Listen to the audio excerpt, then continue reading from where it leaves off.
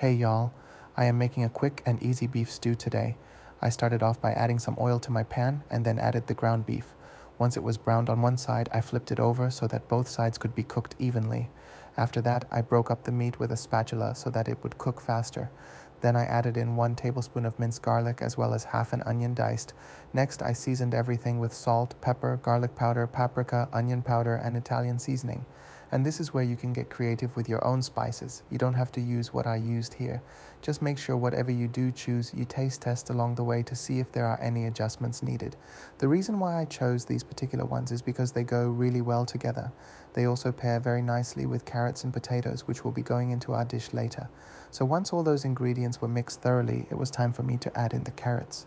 Now I did cut them into small pieces because they take longer than the other vegetables that we're using in this recipe, so I wanted them to cook at the same rate as the rest of the veggies.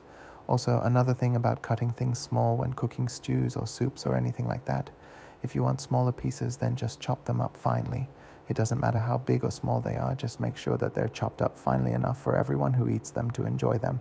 Anyway, back to the recipe. As soon as I finished mixing everything around again, I let it sit until the carrots got softened. This took about 10 minutes total. Once they were softened enough for me, I added in some potatoes. Now I did cut these into small pieces as well because again, we want them all cooking at the same rate. So once those got mixed around thoroughly too, it was time for us to add our last ingredient, which will be corn. And this part here took about another minute or two just because everything else had already cooked down pretty much completely. But after that, it was done. All I needed to do now was plate up my food with some rice underneath it. You could use whatever kind of carb you like.